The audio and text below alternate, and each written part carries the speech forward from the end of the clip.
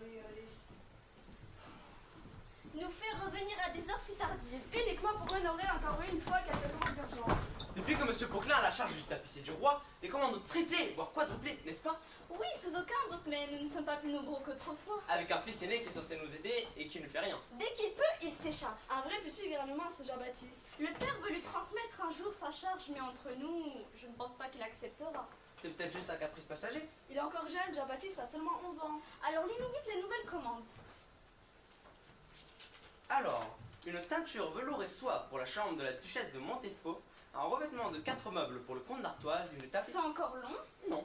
Une tapisserie pour le fauteuil du duc de Montmitier, 5 fauteuils avec un ornement or et argent pour monsieur le frère du roi. Pour le frère du roi. Mais quand allons-nous avoir terminé? Monsieur Poquelin a dit pour demain. Demain? Mais c'est tout de suite au secours de l'air, de l'air. C'est impossible. C'est de la folie. À celle-ci nécessaire une journée de travail et nous sommes que 3. Sortez les bougies, Marion, nous n'avons pas toute la nuit. Je suis fatigué d'avance. Vous avez vu une souris? Non, Madame Marie, il n'y a plus aucune bougie dans la caisse. Ce n'est pas possible, regardez plus attentivement. Rien, plus un seul morceau de cire. Monsieur Poquelin, on avait pourtant commandé une centaine la semaine dernière. J'ai à peine à vous croire. Voyez vous-même. Vous avez raison, plus un seul morceau de cire. Ça représente cela une somme de 1000 livres au total. Serait-ce un vol? Un vol? Oui, sûrement. Monsieur Poquelin. Un Oh, voleur? voilà. Au secours, Monsieur Poquelin. Oh, Monsieur Poquelin. Où étiez-vous en début de soirée? Monsieur Poquelin, je dînais chez moi avec ma femme et mes enfants. Assurément? Assurément, vous pouvez interroger ma famille. Je vous crois, Paul. Il faut que je trouve une explication à la disparition mystérieuse de ces bougies. Sinon, Marie, Marion et Louis ne voudront plus travailler dans la boutique. Je comprends, monsieur Poquelin. Est-ce vous qui avez volé les bougies? Vous? Vous? Louis, je n'ai aucune explication à la disparition de ces bougies. Nos gens sont honnêtes et personne ne semble avoir vu pénétrer un étranger dans la boutique. Je vous conseille de fermer les locaux pour ce soir et de vous en préoccuper demain. Vous avez raison, les commandes attendront. Avez-vous vu mon fils, Jean-Baptiste? Non, je crois qu'il est parti voir un spectacle avec votre beau-père, monsieur Louis de Creusot. Encore? Mais ils sont déjà allés hier au Pont Neuf pour voir de stupides farces. Et je crois que ce soir, ils sont à l'hôtel de Bourgogne voir la pièce d'un certain Corneille. Ah, beau-père passionné de spectacle. Cela m'a encore tant manqué pour mon bonheur. Mais s'il continue comme ça, je vais devoir me mettre en colère. Pas de coup de bâton. Je verrai. Dieu seul sait le nombre de fois où il est échappé. Prenez l'étoffe pour le duc de Mastabel et apportez-la lui demain. Oui, monsieur Poquelin. Monsieur Poquelin, je la vois plus. Vous êtes sûr? Certain. Je l'avais pourtant posée ici ce matin et j'avais même demandé à Marie de ne pas y toucher. Oui, il est vrai. Deuxième vol. Cela fait un peu beaucoup pour une journée. Nous aviserons demain. Allez, partons.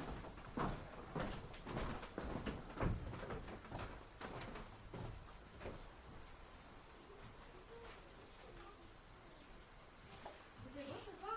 Magnifique, exceptionnel, remarquable. De vrais comédiens. Alors Jean, tu as récupéré les livres? Oui, regarde, j'en ai 3. Waouh! Ce sont des tragédies. Tout ce que j'aime. Illusion cosmique de Corneille, moi. Et toi, Jean-Baptiste, tu as le tissu? Oui, attends, je vais le chercher. Tiens, regarde. Ce sera comme un vrai lever des rideaux. Tu as la corde? Oui. Attends, je...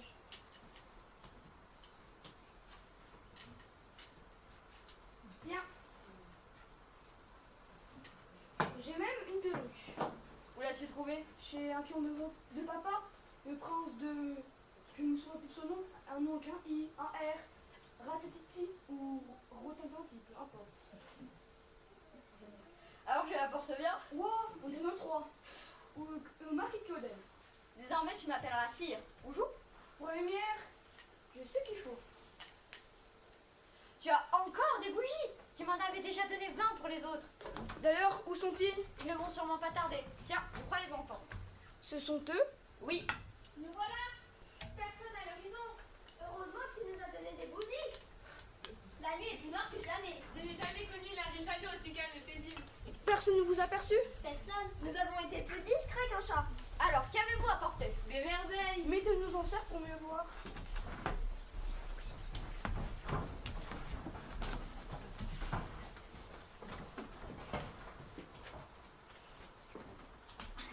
Je propose que nous présentions remplir chacun à notre tour. Moi, j'ai réussi à prendre ce chapeau. Magnifique. Et moi, des rubans. Comme à la cour. Moi, du papier et une plume. Moi, un jeu de cartes. Moi, j'ai apporté un bâton pour frapper les 3 coups. Très bonne idée. Vous êtes formidables. Et moi, des gâteaux pour donner des forces aux comédiens. Moi, j'ai trouvé un livre avec un héros. Il s'appelle Don Quixote. L'auteur est espagnol. Il s'appelle Miguel de Cervantes. Très bonne idée. Nous l'adopterons au théâtre. Moi, des paires de bas. Alors, on joue? D'abord, pour s'éclaircir, nous allons jouer au jeu Qui suis-je? C'est quoi déjà? Le comédien imite quelqu'un et le spectateur doit deviner de qui il s'agit. Toi et toi, vous serez machiniste responsable de rideau. Et toi, tu es la première comédienne à jouer. Et nous sommes le public.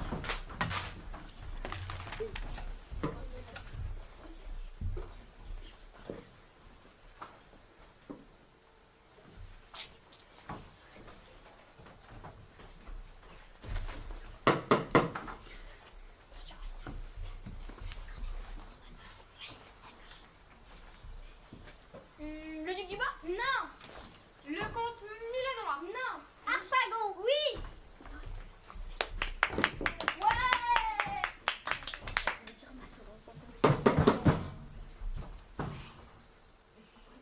Mais qu'est-ce qu'il fait? Il tire à l'arc. Robin des Bois. Mais non. Il fait de la technologie. Non. Il donne une piqûre. Oui. Garel. Oui. Bravo. Bravo. Marquis de Source. Non. Madame Touvenin. Le roi. Oui.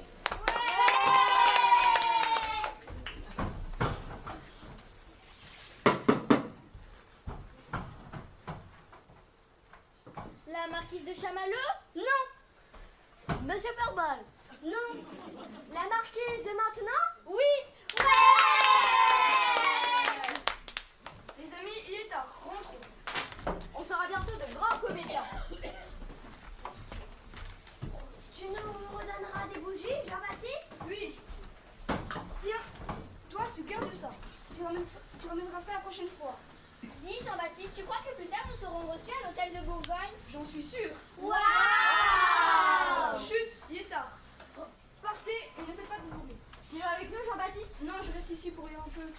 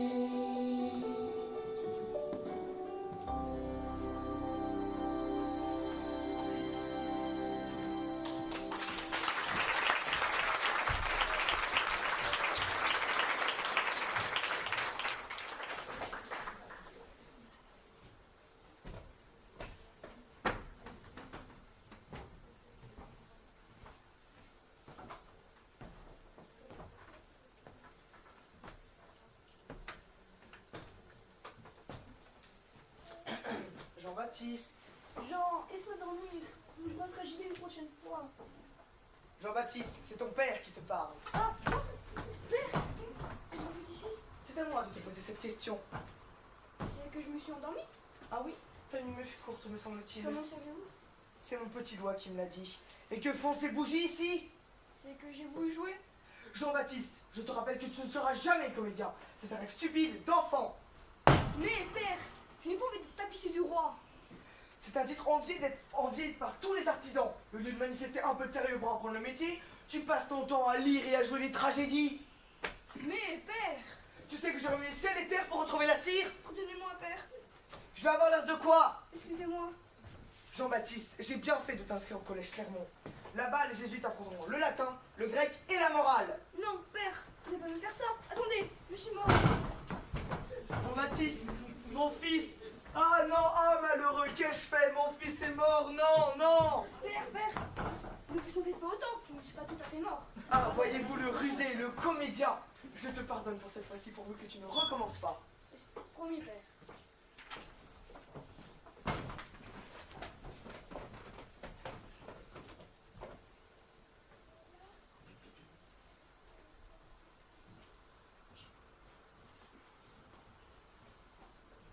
J'ai donc rencontré le vicomte de Vivert. Le vicomte de Vivert? Oui. Ah, impressionnant. Oh non. Ah si. J'ignorais que vous faisiez des produits du roi. Vous allez me faire rougir, ma chère. Alors, que voulez-vous acheter? Je cherche quelques étoffes pour notre nouvel hôtel dans les Marais. Et vous? Et moi, des tentures pour notre demeure à Saint-Germain. C'est étrange, il n'y a personne dans la boutique. C'est vrai cela? Ouh! Monsieur Poquelin, Monsieur Poquelin! Monsieur Poquelin, laissez la boutique vide. Ce n'est pas dans ses habitudes. Il est très étourdi depuis quelque temps. Son aîné Jean-Baptiste a eu 21 ans. Déjà 21 ans? Que le temps passe vite. Madame de Ragontin m'a dit qu'il lui aurait officiellement annoncé qu'il ne prendra pas sa succession comme tapissier du roi. Pauvre Poquelin, il doit être sous le choc. Le petit a créé son propre théâtre, l'illustre théâtre. Où va-t-on? Quelle idée, n'est-ce pas? Ridicule. Épouvantable. Nous repasserons demain.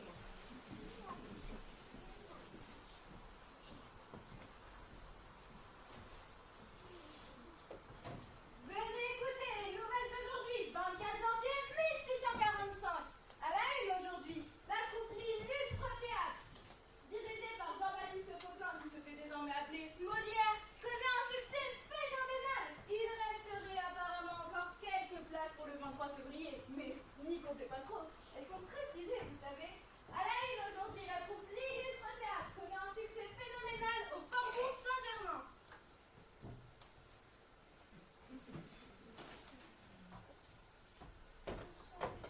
Je la pose ici, monsieur Poquelin. Oui, merci.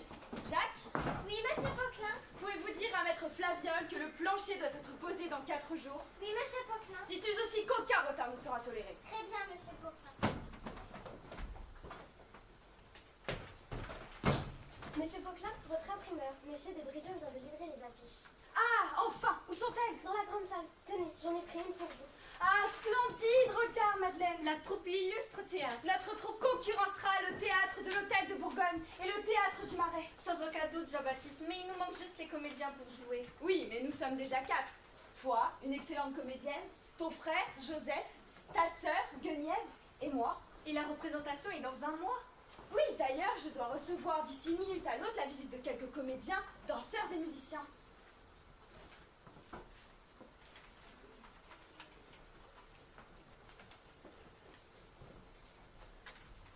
Regarde, je crois qu'ils arrivent là-bas.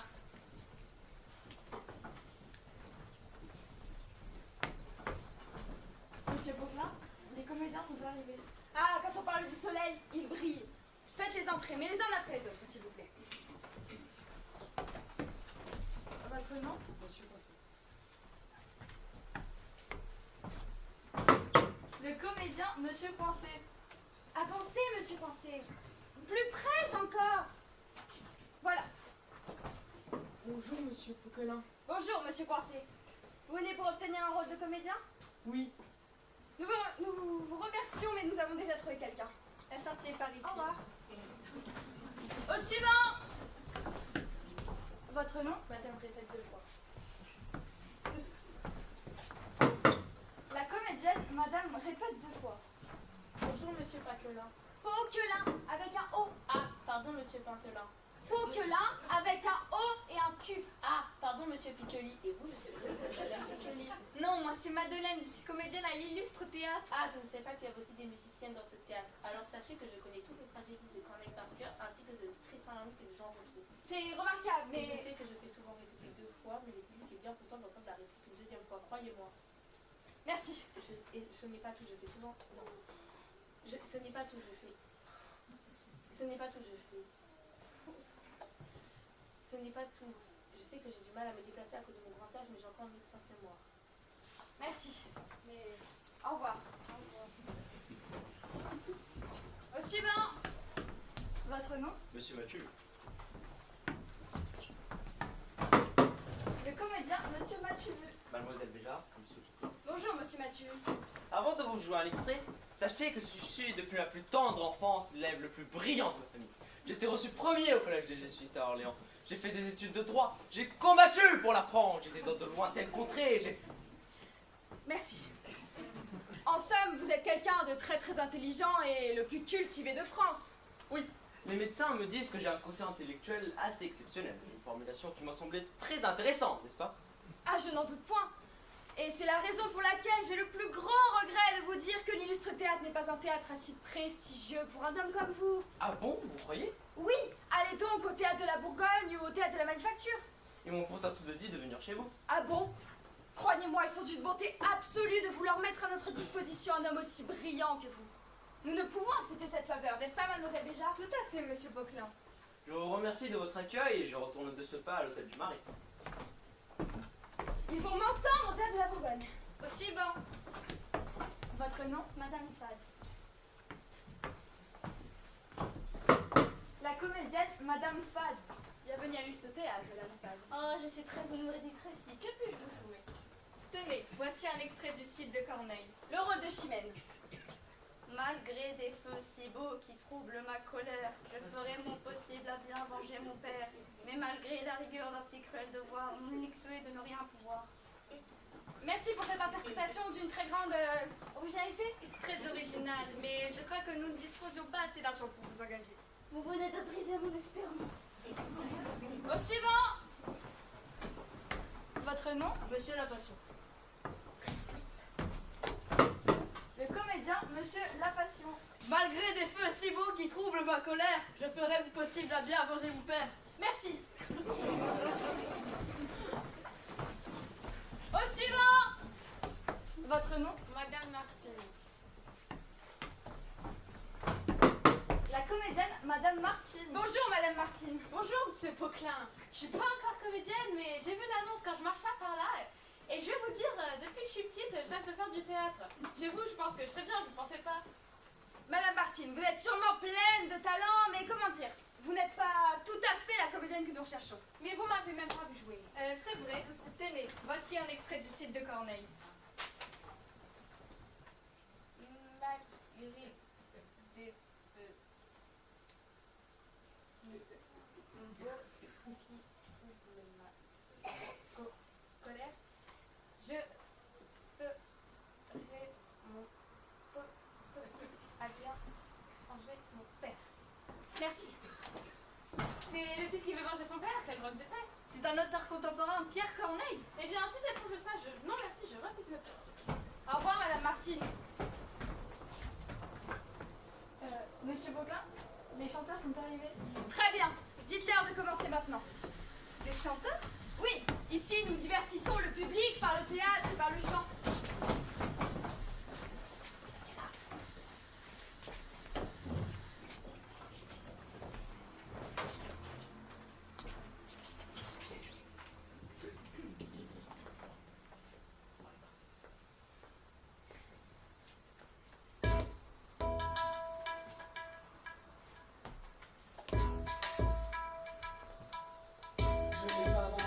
Je suis sauvé, et comme là, je suis gratuit.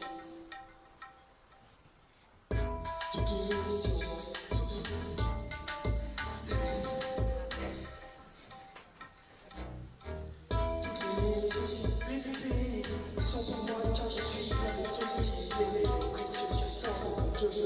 Saint-Fantos et une vraie machine de bière pleine. Sous les apparences, je suis nerveuse comme un élégie. Peut-être qu'il n'a qu'une seule chance. Sous les apparences, le grand Hercule a le peur face à ses violences. Sous les apparences, nous enfants jolis du monde, c'est ma seule compétence. Quand on craque la maison, je sens que tous les rats, je sens que tous les chapeaux, dans les gouttes de tombe. Oh, comme la pluie du monde. Oh, laisse un moment de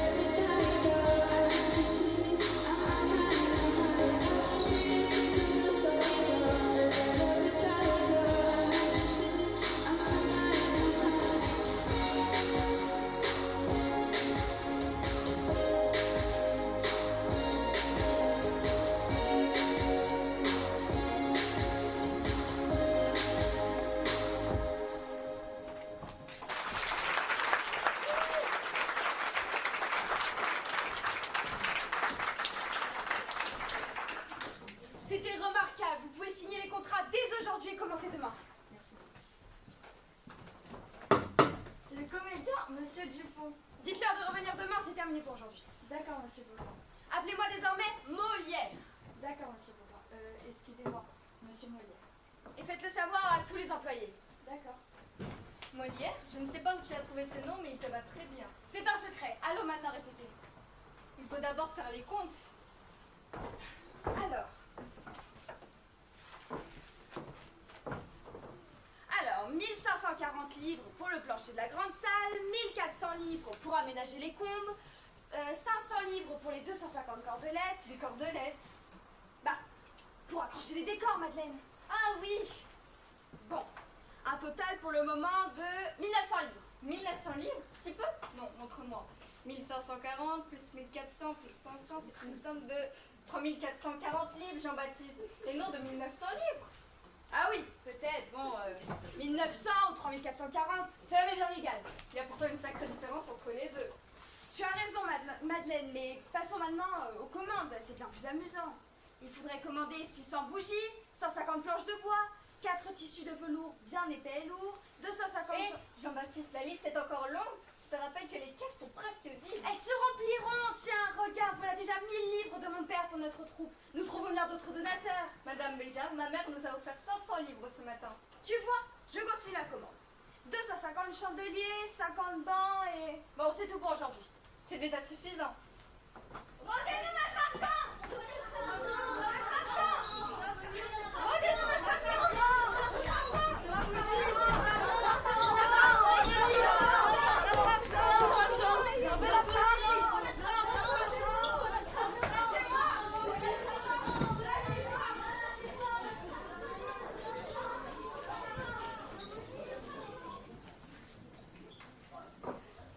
Venez écouter les nouvelles d'aujourd'hui, 24 janvier 1645. À la une aujourd'hui, seulement 18 mois après la création de la troupe L'Illustre Théâtre, Molière se fait arrêter pour dette au Châtelet. Molière poursuivi par les créanciers. À la une aujourd'hui, Molière enchaîné pour dette au Châtelet. Mon cher et tendre, patient Jean-Baptiste. Dans quelques jours, tu seras un homme libre. Ton père et moi avons effectué quelques démarches auprès du duc de Magouille pour te sortir de cette prison. En attendant ta libération, repense à ces merveilles, 18 mois qui viennent de s'écouler. Sur scène, nous n'avons connu que du bonheur. Souviens-toi du tombé de rideau, du retentissement des applaudissements dans le théâtre, des cris du public, de l'excitation dans les coulisses de notre chère famille, la troupe L'Illustre Théâtre. Dès ta sortie de prison, nous devrons quitter Paris et nous faire oublier pendant un certain temps. Les fournisseurs ouvrent quotidiennement à nos fenêtres pour être payés. Hier, plusieurs vitres ont été cassées. J'ai rangé quelques malles et je suis prête pour sillonner avec toi les routes de France, pour aller de place en place, de village en village, afin de jouer et attirer les foules. Un autre public nous attend. Je t'aime, mon Molière, à ta bien-aimée Madame Béjart.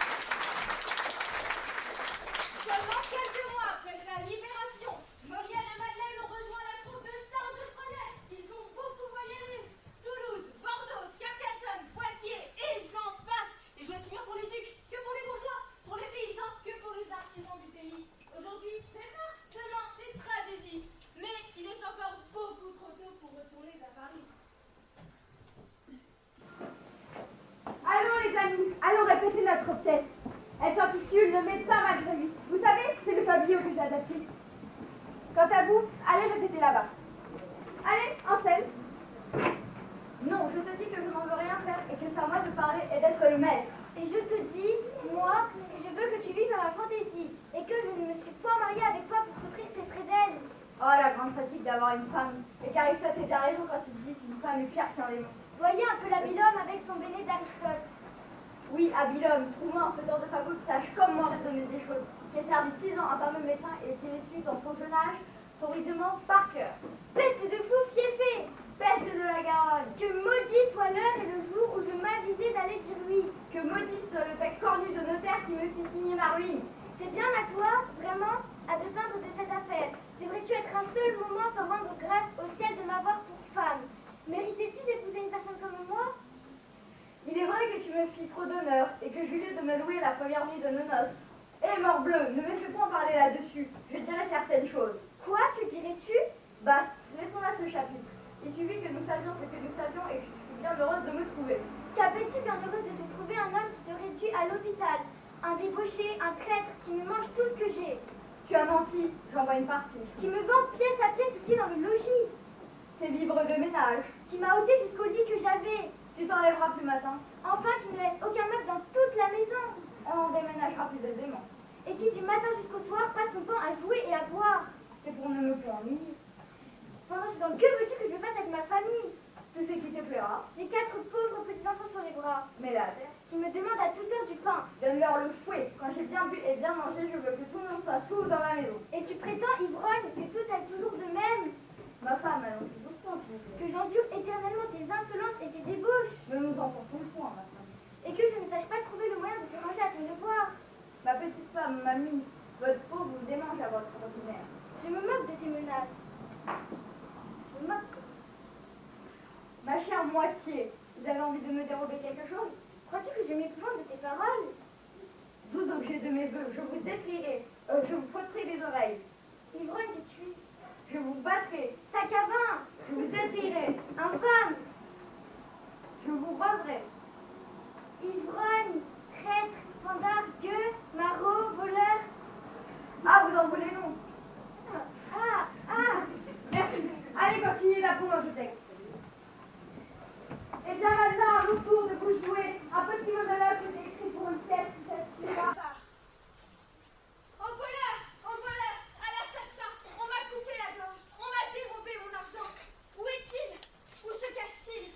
Qui peut-il être? Hélas, mon esprit est troublé, je suis perdue. Mon pauvre argent. Maintenant que tu m'as enlevé, je n'ai plus que faire au monde. Eh, de quoi est-ce qu'on parle là? Du voleur qui est parmi vous? Et le bruit qu'on entend là-haut, est-ce mon voleur qui y est? Vous me regardez tous. Est-ce vous qui m'avez volé? Je suis sûre que vous avez pris part au vol que l'on m'a fait.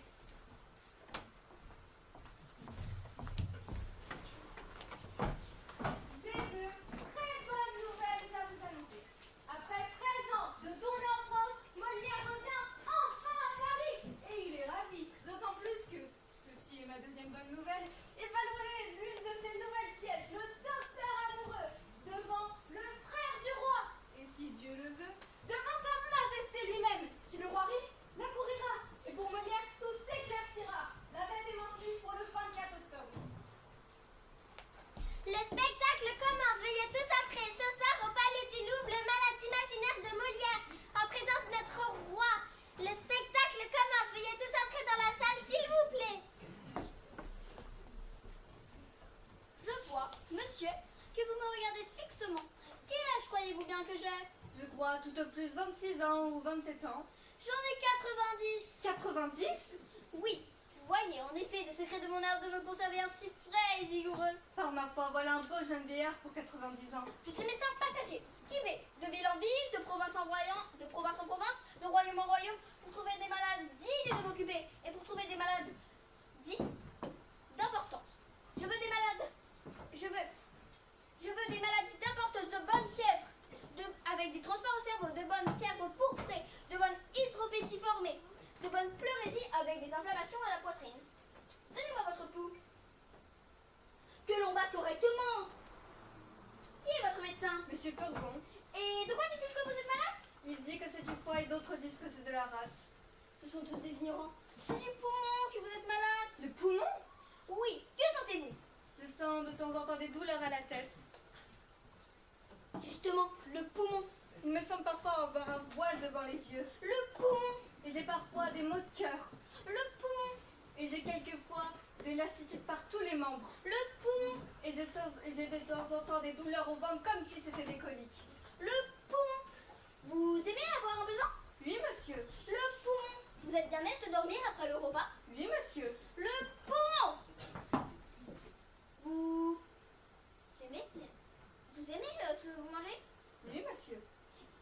Justement, le poumon, vous dis-je. Que vous en donne votre médecin pour votre nourriture? Il m'ordonne du potage. Ignorant. De la volaille. Ignorant. Du veau. Ignorant. Et le soir des petits pruneaux pour lâcher le ventre. Ignorantum, ignorantum, ignorantas. Vous devez voir votre vin pur. Et pour votre soin qui est trop subtil, votre médecin est une bête. Je vous en m'envoyer un de ma main. Et je viendrai vous voir tandis que je serai en cette ville. Que tu entres, faites-vous de ce bras-là? Comment? Ne voyez-vous pas qu'il tire toute la nourriture à ceux qui empêchent ce côté-là d'en profiter? Oui, mais j'ai besoin de mon bras. Et voilà un œil droit que je ferais crever, ou plutôt si c'était que debout. Crever un œil? Oui, vous verrez beaucoup mieux de l'œil gauche. Oui, mais cela n'est pas pressé. Ah, je suis fâchée de vous quitter si tôt, mais c'est une grande convention qui se fit pour un homme qui mourit hier. Où as-tu posé la réserve de cire? Dans le premier et deuxième corridor. Parfait, pour le moment tout s'est bien déroulé. J'ai réussi à couper la partie brûlée de toutes les mèches. Super, tu es le meilleur moucheur de chandelle que je connaisse. Tu as vu le roi? Non, j'étais tellement occupée à couper mes bougies que je n'ai même pas pensé à le Moi non regarder. plus. Et là tu le vois? Non, la princesse me cache la vue avec sa coiffe. Ah je le vois, mais toi là à cet emplacement. Il est sérieux. Il faut absolument qu'il rit notre avenir en dépend.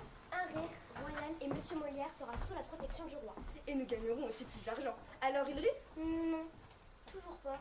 Ah si, il rit, le roi rit. Tralala, le roi rit, le roi rit. Un rire royal et Monsieur Molière sera connu. Qui aurait cru que ce petit poquelin ferait le désespoir de son père? Ce soir, c'est des années de gloire. Comment je le sais? C'est mon petit doigt qui me l'a dit. Tu entends ces applaudissements? Oh, vite! Ok, la fermeture des rideaux.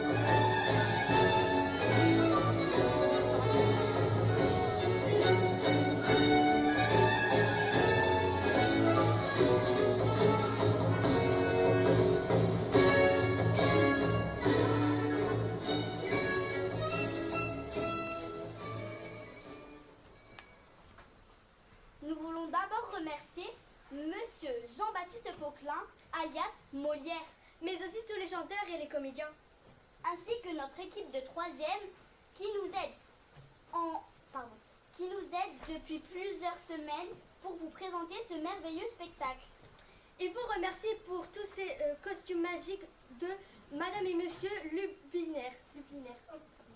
Nous remercions surtout la direction et les professeurs, Monsieur Vanson Monsieur Perbal, et Madame Tourna. mais nous voulons remercier par-dessus tout le public.